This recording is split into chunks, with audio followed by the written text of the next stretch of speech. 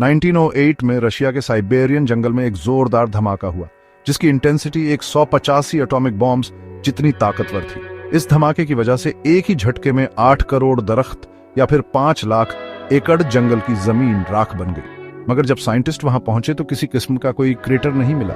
यहाँ सिर्फ हर चीज जली हुई पाई गई, क्योंकि यह धमाका टैंगुस्का रिवर के पास हुआ था। इसी वजह से इसको टैंगुस्का इवेंट का नाम दिया गया है। लोगों ने बताया कि 30 जून 1908 सुबह 7:15 पे आसमान से एक फायरबॉल गिरते हुए देखा गया और उसके बाद सेंट्रल साइबेरिया में एक जोरदार धमाका हुआ। लोगों ने आसमान में एक चमकदार रोशनी देखी और उससे निकलने वाली गर्मी इतनी तेज कि लोग बेहोश हो गए। इसका साइज तकरीबन 25 स्टोरी बिल्डिंग से बड़ा, जबकि अंदाजे के मुताबिक इसका वजन 20,000 अफ्रीकन एलिफेंट्स जितना।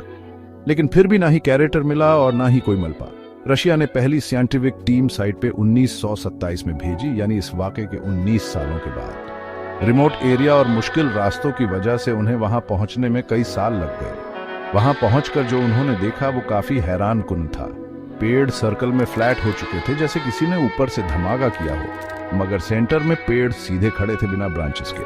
सालों से लोग थ्योरीज दे रहे हैं। सबसे ज्यादा मानी जाने वाली थ्योरी ये है कि ये एक एस्ट्रॉइड था जो हवा में ही फट गया। दूसरी थ्योरी ये है कि ये एक आइस कॉमेट था जो पूरी तरह से वेपराइज हो गया। कुछ लोग कहते हैं कि ये रशियन एटॉमिक एक्सपेरिमेंट भी हो सकता है। ये जो भी था उसने जमीन को हिट नहीं किया बल्कि हवा में ही फट गया। साइंटिस्ट्स इस फिनोमेनॉन को एयरबस्ट कहते हैं, यानी ये जमीन तक पहुंचा ही नहीं और उससे पहले ही हीट और प्रेशर की वजह से फट गया। इसलिए कोई गड़ा या क्रेटर नहीं बन सका। इस जगह पर अब दरख्त तो ग्रो कर रहे हैं, लेकिन कुछ दगाओं पे दरख्त सीधे नहीं बल्कि टेढ़े मेढ़े हैं। इनका पैटर्न बाकी दरख्तों के मुकाबले में काफी अलग नजर आता है।